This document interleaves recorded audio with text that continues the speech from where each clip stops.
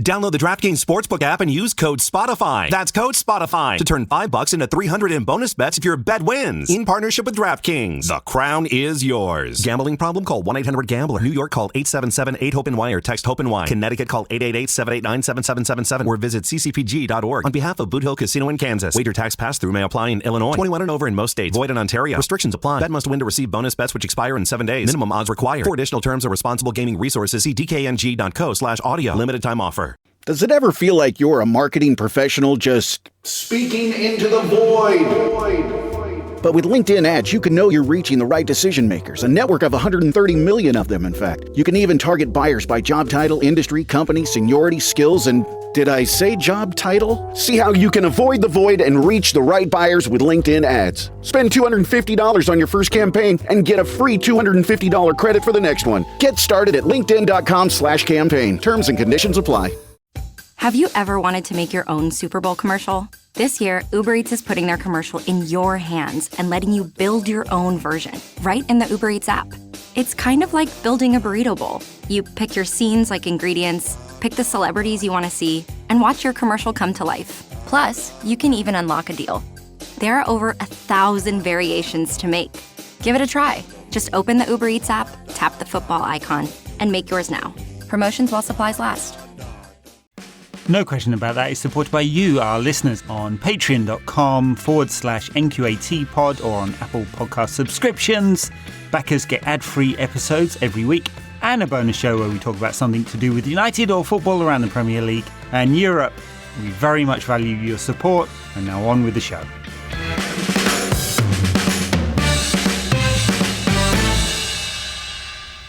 Welcome to No Question About That. This is the weekend pod reviewing United 2, Tottenham 0. Lads, it's Spurs with Daniel today. How's it going? Yes, good. I didn't like last week's performance. I think I said it. Like this one quite a lot. That was routine. There's a lot of good stuff here. And a lot of very good fucking football played in that game. Yeah, 20-something shots. Really should have had more goals. Although the XG will tell you otherwise. But it felt completely dominant. Obviously, Spurs down to 10 men for quite a bit of the game. But United were better in the first. When was it Romero got sent off? I can't remember, 20-something minutes in. He's like the high-tech Sergio Ramos.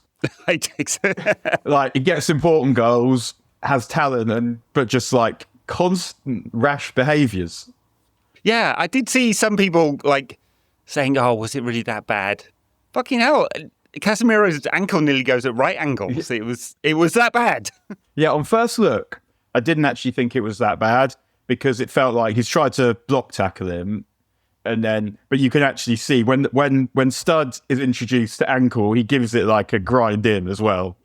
And I mean, he knew it was a red card. Everyone knew it was a red. What I liked also, I saw a replay. I think it was this morning actually with the ref cam, and the second it happens, Bruno's in the ref's fucking face. Yeah. And I feel like there hasn't, I'm not, obviously he couldn't really accuse him of not getting in anyone's face, but there's not enough of that because unfortunately it does get you decisions. And getting in his face means that, particularly with VAR, that you can't get away without checking at least. Yeah, I mean, you're right to say I think this was a good performance, dominant from United, 70% of the possession, all the shots. Apparently Spurs had like 6 shots, but I couldn't even remember any of this. Did Son of Lamans have to make a save at all? They could have scored before we did, the Conor Gallagher one. Oh, yeah. I mean, he's one of those players, Conor Gallagher, who I think is like misprofiled quite a lot, actually, that because he runs around a lot and doesn't have much skill or passing, he's like, it was just in the same way that we stuck McTominay as a 6. Yeah. But that's not really what he is. He's someone with stamina to run up and down and you can box crash and knows where the goal is. And he's more that. And I won't say who it was, but I know that the England team were not impressed with Conor Gallagher at the Euros a couple of years ago. Was it last year? I guess 2 years ago it must have been. And he's someone who, in a system where you want like Forrest Gump charging around, he can make it work. Like Fergie would have found a use for him, sort of Arsenal away, that kind of thing. Mm-hmm. But he's obviously got much less ability on the ball than Fletcher had. But he should have scored. Like that chance he got, that's exactly what he does because he runs off Casemiro. Martinez doesn't see him coming, and a half decent finish, and that's a goal.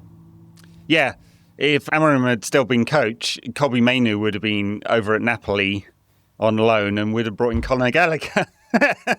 Kobbie Mainoo, by the way, he's been getting better with every game. Brilliant yesterday. Just superb, 95% pass completion rate. But it's not just the pass completion rate. They're not all safe either. I think he is becoming braver with the ball. I think Carrick is asking him and all the others to do that, to play fairly vertical.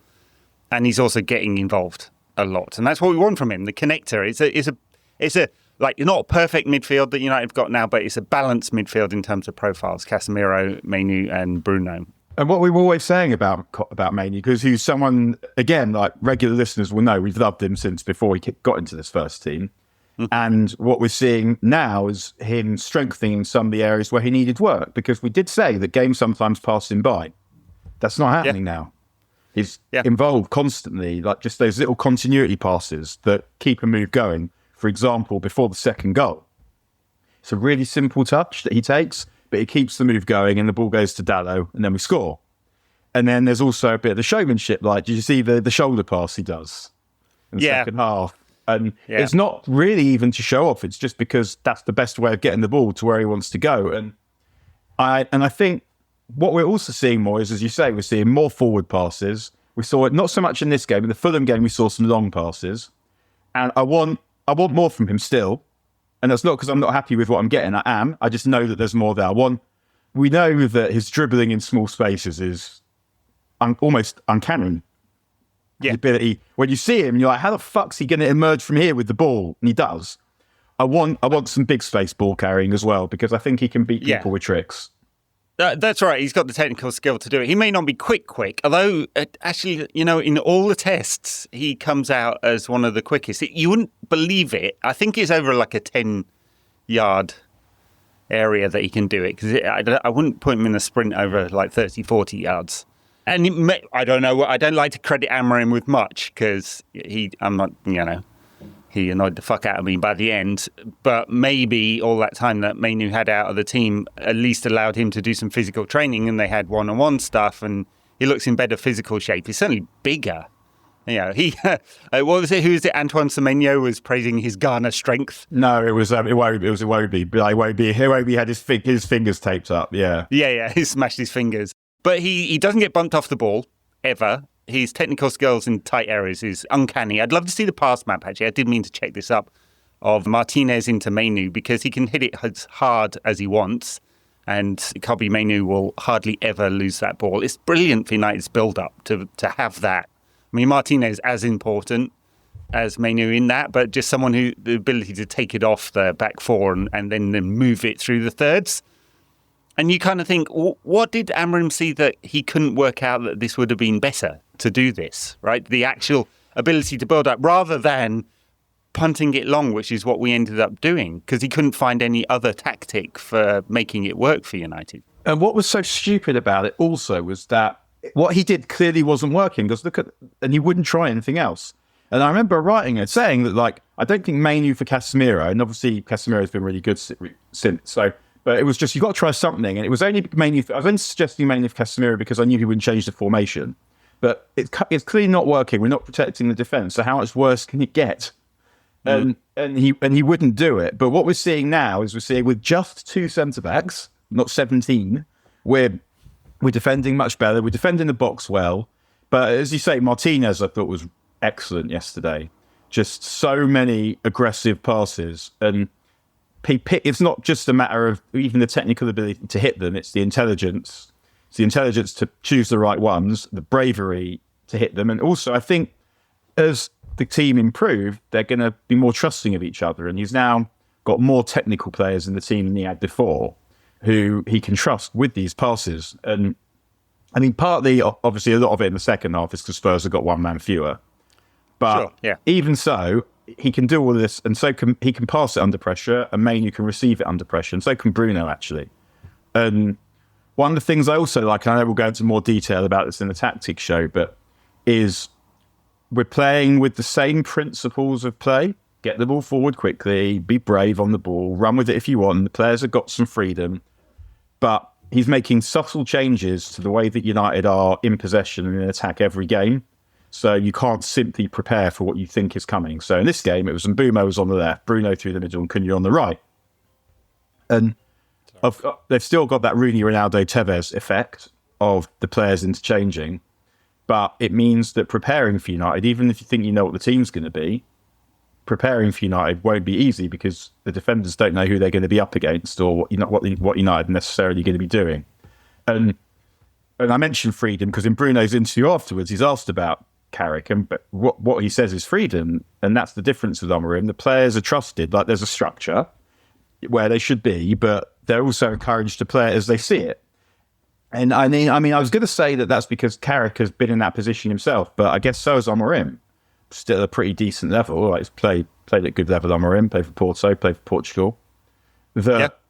Carrick, and it's one of those things where Carrick says it. It's just like it's weird not to be able to understand it. That you've got to in any kind of management, you're trying to empower people to make correct decisions. You don't want them coming to ask you what to do all the time. And you don't want to have told them exactly what to do in every situation because that's not leadership. That's just control freakery. Mm-hmm. And also idiocy that one person doesn't make the best decisions in every situation. It's why diversity is so important, not just because it's right and just and fair that people of all different backgrounds and orientations and races should be involved. It's that scientifically, that is how you get the best decisions, different perspectives, in the same way that when you're trying to solve scientific problems, you won't just have the scientists, you might have engineers involved. And you might have people who specialize in communication who will then be able to take the message. You have all these people, and that's how you get the best work. And similarly, in management, you want to empower people to make decisions. And the manager's not on the pitch. They want to give the players the tools and give them things to take on board, and then they go out and take ownership of it. I always stuck with me when Rooney did his Monday Night Football. One of the things he said was when United went down to 10, Fergie didn't tell them what to do. The players organised themselves, yeah. Bruno said after the game, I mean, I think you mentioned it, Bruno's praised Michael Carrick's, well, he said, I thought he'd be a good manager, and he is. But he's also talked about Carrick giving them a lot of freedom. And then on the pitch yesterday, I don't know whether you noticed, Bruno was at one point pointed at Ahmad and organised a switch between the front three. So he's taking responsibility to keep it fluid.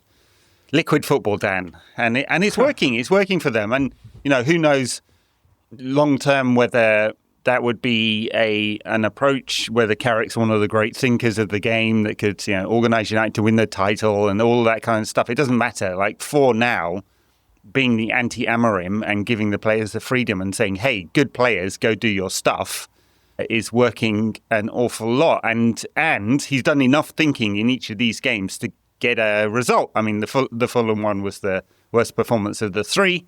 Still managed to get enough technical players and intent, which has made such a difference. Just such a difference that, go attack, right? It's not bringing a centre-back on for a centre-back in the 87th minute when you're chasing a win. Yeah, and it's you don't have to be the best tactician in the world to win the league. You need good players, you need really good attackers, you need options, you need a bit of luck, and it also depends what everyone else is doing at the time. Arteta's probably going to win the league this season. He's really good at out-of-possession coach. He's not that good in possession. Doesn't even have the best players. Doesn't have the best attackers, for sure. Mm-hmm. And it's just circumstances conspired this season for him in the same way that circumstances conspired last season for Liverpool, really, where it was a bit of an City were rebuilding, United was shit, and they had a new manager who had Jurgen Klopp's team who still knew what to do from Jurgen Klopp telling them what to do. And United can be competitive next season. Yeah, it will be very different next season because, look, we'll see how it shakes out, right? But we might not get this scenario where 61 or 2 points gets you into the Champions League and Arsenal are going to win the league with low 80s, something like that, low to mid 80s. And that's not always like that. And you could well be in a situation next season where you get 70 points and not make the Champions League, right? It's less true in an era of getting 5 teams in. Yeah, but when I say competitive, I mean for the title. I'm not saying we're going to go in the league next season, but if you stick a good midfield player in there and with a good reserve, and only do that if the key players don't get injured, that team is good enough to win enough games to win the league. I'm not saying they will, because obviously things go wrong, and post-Fergie United, who knows what could even go wrong. But the players that we have now, we're starting to see a number of players that look good enough to play in a team that wins stuff. You mentioned Ahmad earlier. He's another one. Like, obviously, it would be nice to see a few more goals and assists, but ultimately the team's winning.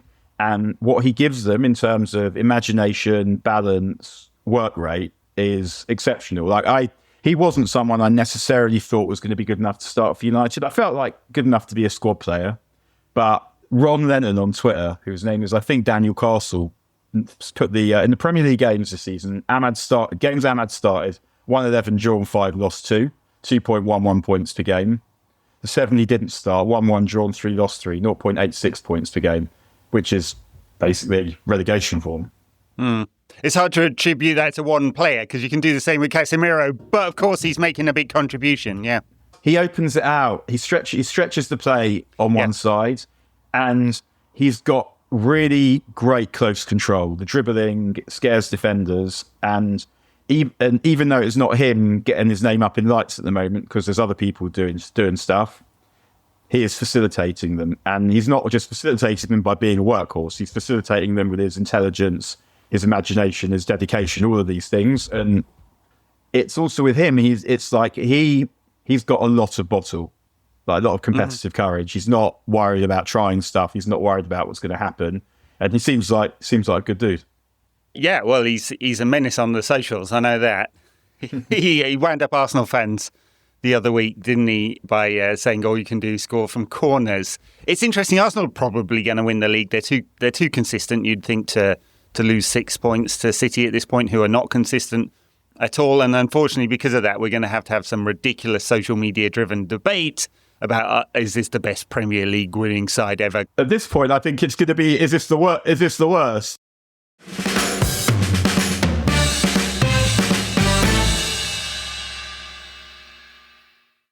My name's Mackenzie, and I started a GoFundMe for the adoptive mother of a nonverbal autistic child.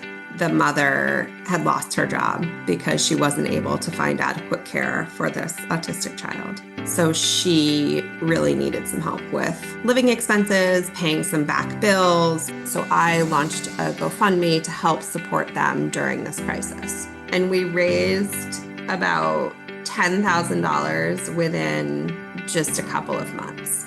I think that the surprising thing was by telling a clear story and just really being very clear about what we needed, we had some really generous donations from people who were really moved by the situation that this family was struggling with. GoFundMe is the world's #1 fundraising platform trusted by over 200 million people. Start your GoFundMe today at GoFundMe.com. That's GoFundMe.com. GoFundMe.com. This podcast is supported by GoFundMe. Yeah, I mean, I know they scored a few goals at the weekend, and maybe they will explode now. But, I mean, even if you looked at United's team now and Arsenal's team now, how many of them would you take? Of Arsenal's team, it's kind of interesting because, well, let's go through them. Would you have Yurin Timber at right back over Dalot? Yes, probably. Would you have the goalkeeper? Because I don't know that Ray's a great keeper. He's good with his feet, obviously.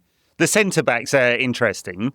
Yeah, you might take one. You might keep Martinez, but what I'm saying is that, and you take Rice, but you wouldn't take most the attackers. You would take the attacking midfield players. You wouldn't take Odegaard. No, God no. You would take Martinelli or Gyökeres or whoever they want to play up front. No. And it feels like there's not that much scope for that team to get better. In more or less what you see is what you get. Like they might sign a left winger, but apart from that, what are they going to do? I mean, I guess like Max Dowman at some point will come into the team is meant to be incredible. But it's not, when you play Arsenal, you're not like, how are we going to stop this one? How are we going to stop that one? And, but it's that eventually circumstances have conspired so that there's no one around who's any better. And yeah, we'll see, but it doesn't feel like this is the start of a dynasty. No, I agree. I mean, I guess it would depend on how they spend their money from doing so well this year, and they'll probably go deep into the Champions League, and do they sign some more creative attackers? I mean, talking about Arsenal, their big strength this season, of course, set pieces. United scored from another set piece. Although, does that count as a set-piece goal, given that it's the second touch? Yeah, it doesn't. Yeah. It doesn't have to be first contact, I don't think. Right. Anyway, a really innovative one. Mainoo runs on the blind side. It's obviously planned, and Carrick praised one of the analysts afterwards, didn't he, for working on this. Runs on the blind side of the keeper and just touches it round for Mbeumo. We hadn't seen that one before. Now, there you go. That's an entertaining set piece, not a fucking rugby line-out, which is what you get at the Emirates. It reminded me, it happens in the early days of Ole as well. I can't remember who it's against. It's a home game. Is it Burnley?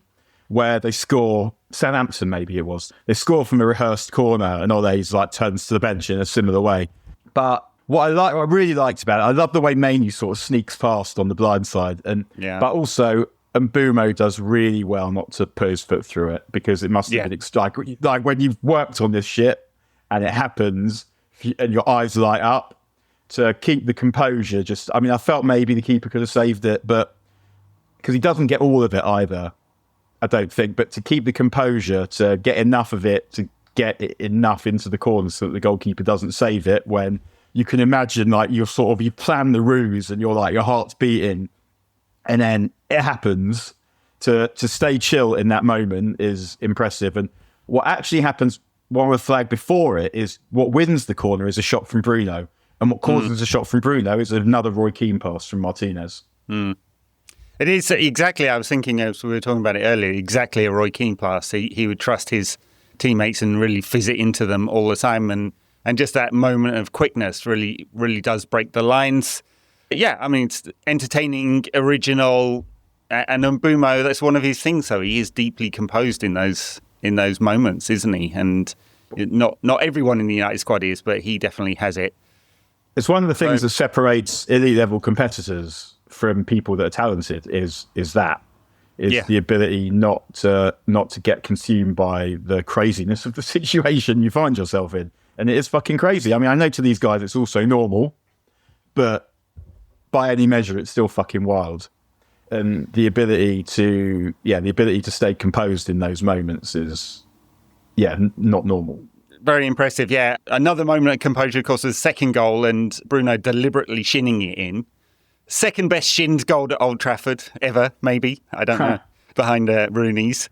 What I like about this one also is that it's because this is not so much the composure to me almost as the ability to process so many different fucking thoughts in so little time under pressure, that because what he doesn't just shin it in either. I have that thought about, if I shoot, it's going to bounce in front of me. If I shoot my laces, I'm going to get under it. It's going to get over it with my shin, which is itself incredible. But he takes the skip step that he takes beforehand to make sure that his feet are in the right position to apply the finish that he's somehow processed in so little time, because he doesn't know how the ball's got the path of the ball. Even when Dalot crosses it, he doesn't know. He doesn't really know until the ball's probably halfway towards him. And then the ability to adjust like that. It feels like this is the season, this is the run of games where we've stopped having but he's a bit of a liability conversation. No one's saying that now. No, and he's allowed to be a liability at number 10, right? Because he's not the last guy in the pivot trying to do the defending and take it off the back four.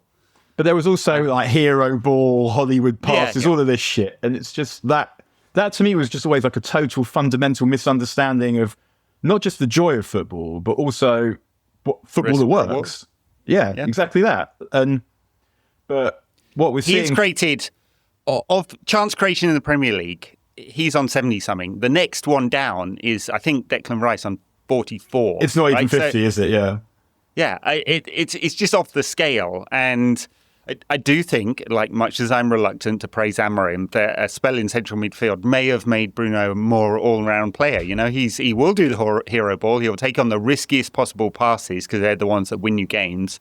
And he also recycles the ball really well and helping United to sustain attacks, which we haven't always done very well.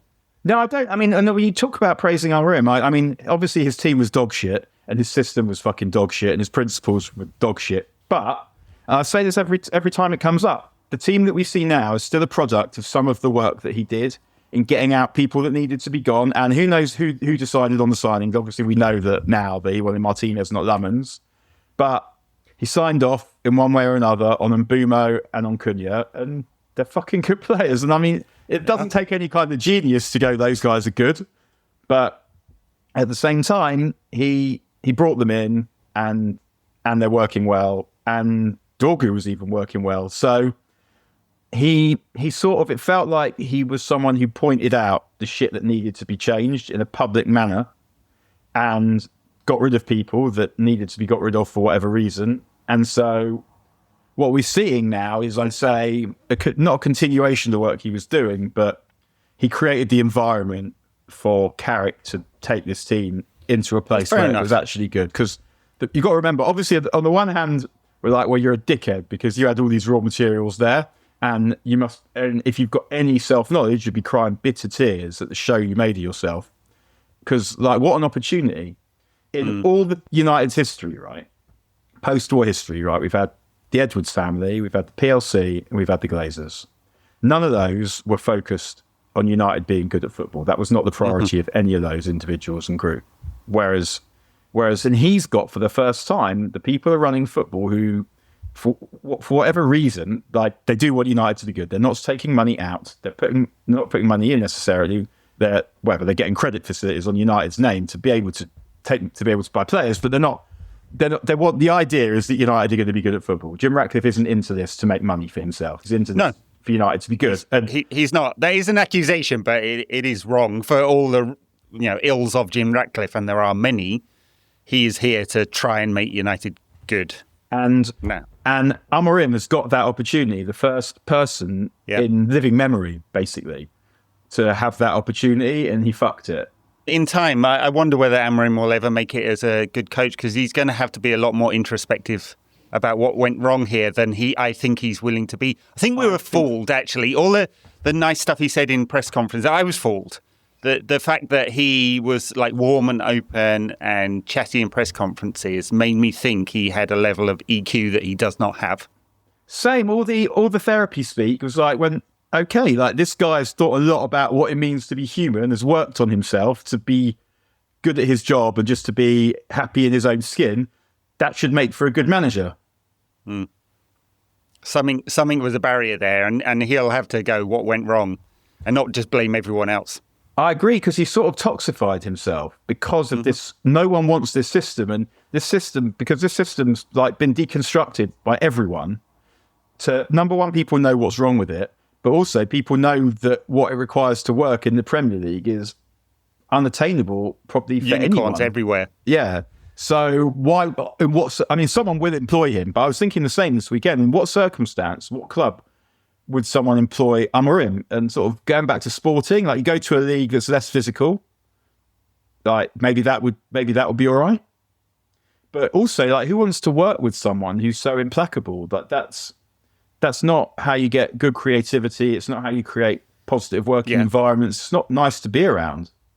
No, and he won't be able to do it in one of the big leagues until he's taken a job in a lower league again, probably to demonstrate he could show something else. I mean, at least no other Premier League club would employ him, clearly, at this point, because he's proven himself to be a failure in this league. A less physical league, I mean, I guess the Bundesliga, La Liga, maybe. There's not too many teams play three at the back in La Liga. Talking about La Liga and players that Amorim binned off, rights and wrongs, Rashford had another very, very good game yesterday. Wasn't credited with an assist, but created one of the goals with a cut inside and shoot. Be interesting to see what happens with him. I'm sure there were reports that Carrick wants him back. The club do not, so he won't be coming back to United. Yeah, that feels unlikely. Yeah. And the other one, he got rid of Garnacho, who's having a world-class stinker of a season. Like, everything he touches turns to shit at the moment. I mean, it's one of those things with him where it's almost like, I didn't, in an ideal world, I'd have kept Garnacho. I thought he was a good substitute. He played in the youth team, so like, you kind of feel like I don't necessarily want to hoof him out the door. But forgetting whatever he's like as a bloke, I don't know him. I don't know if the leaks were him, all the rest of that. But let's take that out of the equation for a minute. As soon as Mbeumo and Cunha arrive, how could anyone be going, Garnacho's as good as these guys? Well, obviously not, yeah, and provably not as well, yeah. My view on Garnacho, aside from the fact he appears to be a twat, was that as a strategic viewpoint, you don't generally want to get rid of high-ceiling young players when you're broke. But yeah, clearly United have upgraded, and it's for the better this season. We move on and we move forward. I do, like everyone else, find it quite amusing when he's so snarky, and then turns in turds of performances. Well, he was gobbing off before the Arsenal game, saying, "Well, United did it, therefore we're perfectly capable of it." And yes, he did. Yeah. That I was on that game for work, and that was one of those games I would have been upset to watch a United team play like that in the cup semi-final, just to not even have a go, not even be close. Yeah. It was just without any kind of wit, conviction, bollocks, just everything. I hated everything about that Chelsea performance. They are odd, though, because they've got a good number of points. They are, within a couple of points of us. I think Liverpool are 5 behind us now after today's defeat. Gives us a nice bit of cushion. Clearly, Chelsea are going to be competing with us, though, for a European spot. It's still only 2 wins away, Liverpool, so it's going to be really tight. Chelsea put in some really good performances and then utter dog shit like they did in the cup semi, and I don't know what to make of them. I look at their team every week and I'm like, another £500 million spent on this, and yet they've spent like £1 billion over the last 3 years since Clear Lake came in. What's going on? It's a very odd football club. And then you got the fans singing for Vlad's mate Abramovich every week as well. I mean, yeah, it's a weird do, Chelsea. And I think what they've got is they've got lots of kind of 7 out of 10 players. They've got like Reece James, superstar, but he can't ever stay fit. Yeah, and then apart from that, they've got lots and lots of good players who don't particularly appear to fit into any kind of coherent 11. And so it feels, when I watch Chelsea, it feels like they win games on talent, but they very rarely win them by sort of, that system's not the word I want to use. It's more, I guess, like imposing their style of play on their opponent. Like I don't see very much of that with them. Yeah, well, all right. Yeah, great victory for United yesterday. Revenge for Bilbao at last, because we haven't beaten Spurs in like 900 years or whatever it's been. Another unforgivable moment from Ruben Amorim, shitting the bed so much in the European final. But yeah, some measure of revenge. Thomas Frank can't last much longer. You'd thought he might have come out and just complained about the ref, but he actually spent most of his press conference in post-match interview praising United and Michael Carrick. I don't know, maybe he knows he's a goner at Spurs. I mean, they have got so many injuries that it does feel harsh to judge him when you're missing. I mean, I can't even, like, Maddison's injured, Kulusevski's injured, Solanke's just come back. Kudus, like loads of the most important players, yeah. I don't think Solanke's fit. But then, at the same, I mean, doesn't explain why he got ragdolled by Martinez, though, which I did enjoy. Martinez just tossing him aside. And on the one hand, you might say, well, how can you judge him? On the other hand, you might say, but what he's trying to do doesn't look nice or feel like it will be particularly successful. And Spurs fans have this weird, I mean, we've talked about it before, they have this expectation that they should be amongst the best in the country, when it's just like, over the course of their 150 years of history, it's just almost never been the case. Yeah. West Ham fans we've got next a bit like this too. They're even worse, because like, why do you have expectations? Like, you shouldn't have any. They have, like, I think they have an expectation that they'll be entertained, that the manager is fair. Will be trying to play entertaining football. Yes. And I mean, Frank is someone who is more about, I mean, he doesn't want back foot football, but he doesn't want pretty football either. Although, until the red card, like, United started well, and then Spurs with a better side probably for about 10 minutes, and they're actually giving United some problems. And then it's, again, like, you're not going to judge them. You can't really judge Spurs after the red card. But yeah, I mean, I don't feel like they're going to fire him imminently, but if he loses the next 2 games, then obviously that changes again. Well, they've got a tough run of fixtures, and like, if you look at their next 6 fixtures or so, they've got a lot of games they could lose in that. And we've seen it with United managers, where it feels like, well, they're okay for now, but they're always 2 defeats away from job under threat. And that feels like that's where he is at the moment.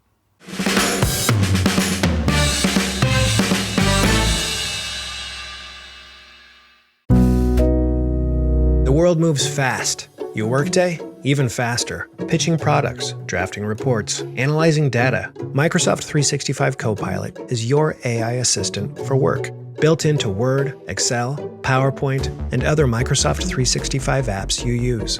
Helping you quickly write, analyze, create, and summarize. So you can cut through clutter and clear a path to your best work. Learn more at Microsoft.com/M365 Copilot. Right, before we move on to the West Ham game, word for United Women, who beat Leicester yesterday. It's obviously City are going to win the WSL, but Arsenal, Chelsea and United are really close for those only 3 Champions League places and 4 teams chasing it every year. They're in a pretty good position. Another manager who seems to be constantly under criticism from the fan base, Mark Skinner, but is doing a pretty good job there. They actually did quite a bit of business in the winter transfer window. For a thin squad, they needed to bolster it, and so they've done that. And they're playing Atletico on Wednesday, away to Atletico on Wednesday. Yeah, which will be a tough fixture, but they've had some pretty good results in Europe this season. Yeah, they got splattered by, was it Wolfsburg? Yeah, got splattered by Wolfsburg and by Lyon. They had a very good victory away to Juventus, which sealed their passage through to the next round. Atletico will be a tough fixture, but they're not amongst the, obviously, Barcelona have been the preeminent Spanish club in women's football for quite a long time. There you go. That'll be a good one. United men, West Ham away on Tuesday night.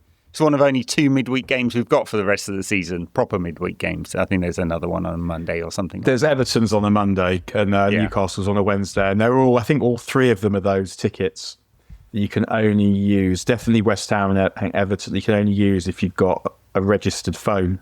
So they can't be passed on, which is upsetting for me, I guess. I mean, West Ham are much improved. They hired a new coach.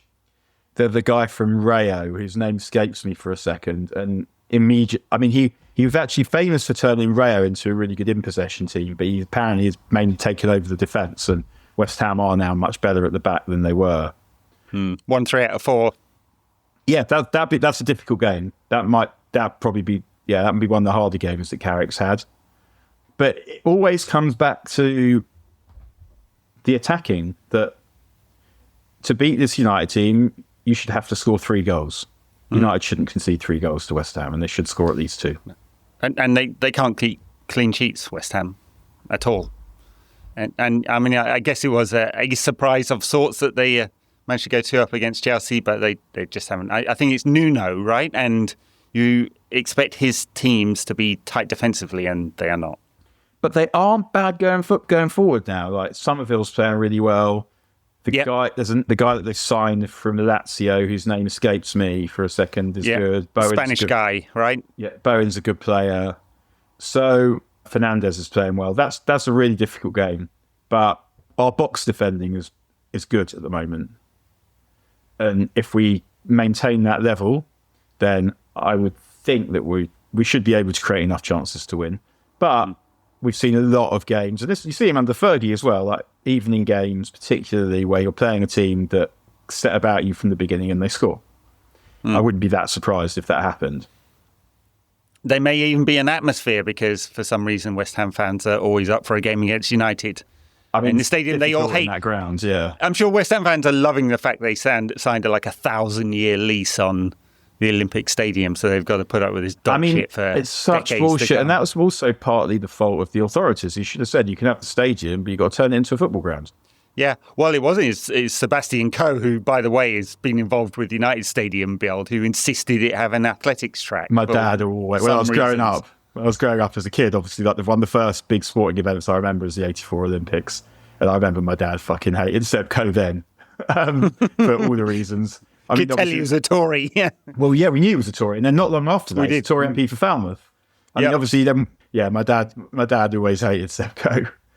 I was always instinctively Steve Cram Club there, just to age us. Cram v. Coe, yeah. Yeah, it's horrible. The park's nice, the Olympic Park, and it's regenerated a lot of East London, but as a football stadium, it's nonsense because there's massive gaps between blocks of fans. So it's hard to get an atmosphere going. It's obviously a massive distance between the fans and the actual pitch. One of the worst football matches ever took place there when I think it was Mourinho. I think it was before the Europa League final. And it was 0-0. And obviously West Ham had nothing to play for, and United have got a European final. And it was so fucking dreadful.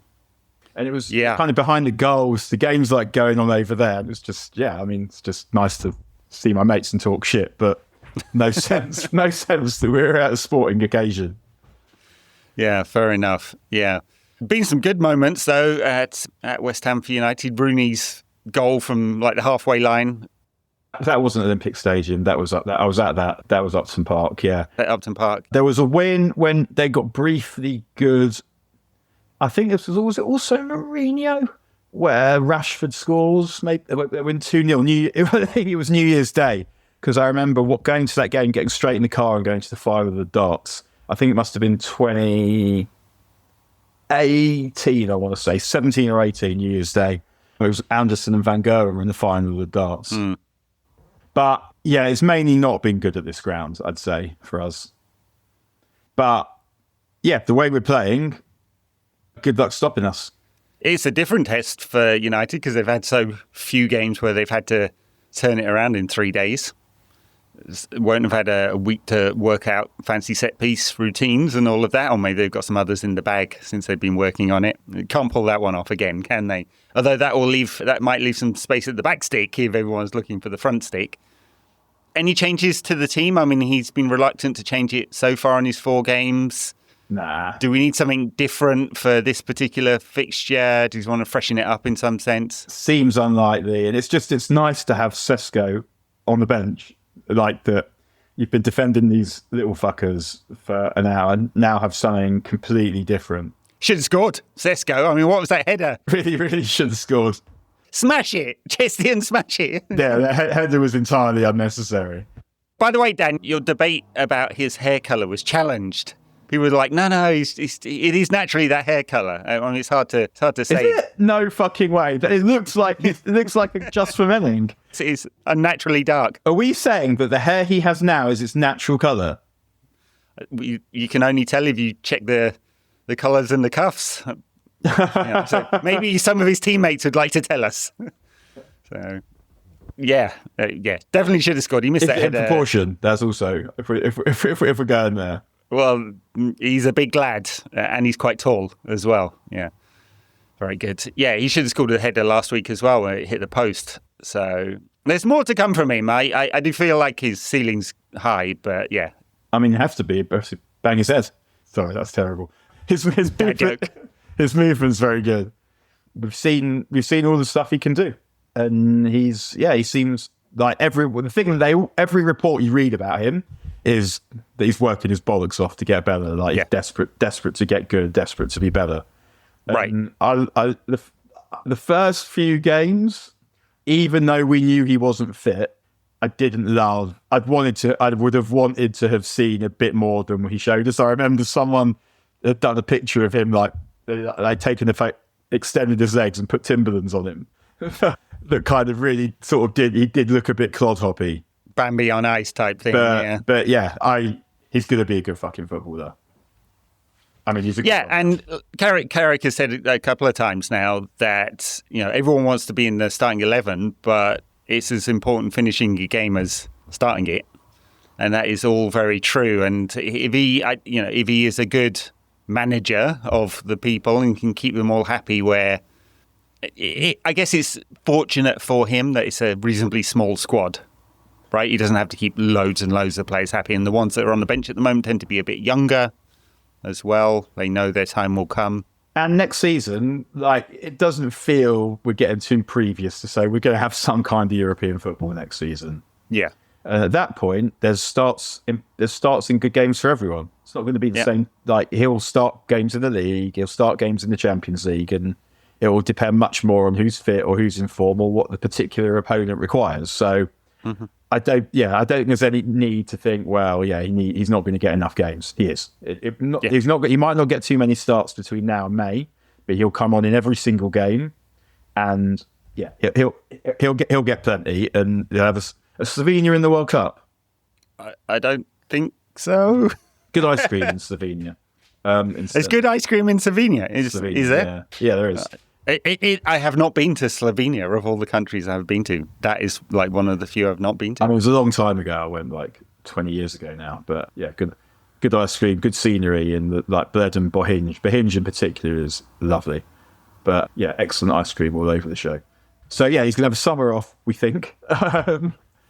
And yeah, he's one of those players that I would expect to come back and be fucking ravenous next season. Mm-hmm. Yes, yeah, and we're no close to finding out who is going to be that next manager. I mean, we saw World Cup definitely gets in the way, but the more Michael Carrick wins games, the more he's part of that conversation. Obviously, yeah. I mean, the way it's going, if it keeps going, I mean, I don't expect us to win every game between now and the end of the season. But if we finish in the top, we could finish third. Mm-hmm. But if we finish in the top 4 or 5 and we don't fall away, it's not like. If we win the next 6 games and then lose a few, maybe it won't be him. But if we get there with like a draw here and lost there, but we're still playing well at the end of the season, it will be him, I would imagine. Yeah, and well, not much better interview process than winning a lot of games. Well, I mean, obviously it happened with Ole, but you can't say, well, because that failed once, we can't possibly do it again. That just doesn't mean anything, does it? Because also circumstances are always different. The players that he's got are different. The team he's got around him is different. He is different. And also, Ole was sort of that, he was more wanting to be a Fergie-style manager. You don't get involved with all of the coaching, but you are basically across every other decision. Like all the big, whereas Carrick is more head coach style, and his job will be to get the first team being good. Wilcox is at Carrington a lot, observing as well. So, if he is a major part of the decision-making process, which it appears he is now. He sort of is the decision-making process, isn't it? He's the key football person amongst the executive group at the club. Now he's gone from City Academy to being the major power broker at United. It's quite a step up, but he's there watching, observing. He didn't know Michael Carrick before. That's why I interviewed him, but he will have seen what he's doing, right? Firsthand. So Carrick's doing everything he can at this moment. Another 13 games to go. All right. I think that might be it for this week. All right. Very good. Another famous Manchester United victory. Well, we're shout hold tight Nadeem, who saw me struggling in the gym the other day. So thought that he'd better tell me he liked the podcast.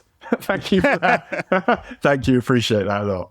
When you were struggling, were you trying to do some bench presses and you couldn't lift up your 20-pound weights or whatever it was? What was I doing? Go on, you were trying to bench press 200 kilograms in each hand. Yeah, exactly. I'm so odd. No, I was doing those with the dumbbells lying down on flat. I don't know what it's called. And I was doing the ones where you sort of go, you sort of lie on a kind of chair thing. Yep. Then you go like that with the dumbbells. So it's for the back. That's what I was doing. All right. Yeah. Very good. Sweating and struggling. Nice. Well, we'll leave everyone with that picture of Dan struggling in the gym. You wouldn't believe it to see how jacked he is. Oh, man. Oh. Good stuff. All right, United versus West Ham on Tuesday. We'll be back after that and with a tactics show at some point. nqatpod.com/patreon.com if you want to check out our extra show or get ad-free versions of this one so you don't have to listen to either me shilling for Shopify or whatever algo-driven ad you have in your feed. Thanks a lot, Dan. Catch you next time. See ya.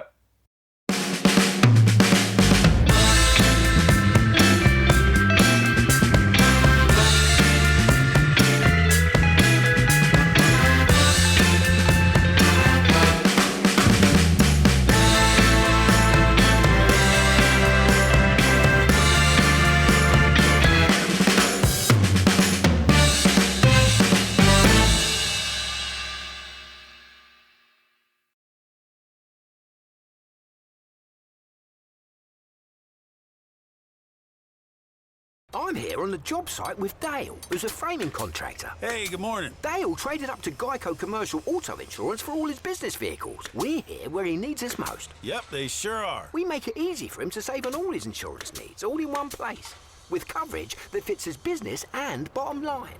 Oh, I shouldn't have looked down. It's all right. We're so far up here. Look at me. Take a deep breath. No, I'm good. So good. Get a commercial auto insurance quote today at geico.com and see how much you could save. It feels good to Geico.